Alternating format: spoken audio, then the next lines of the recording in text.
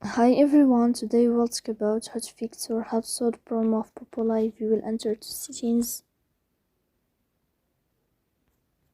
In this page we go to apps, default apps, app settings. In this list you will search about Poppo Live and you will click here.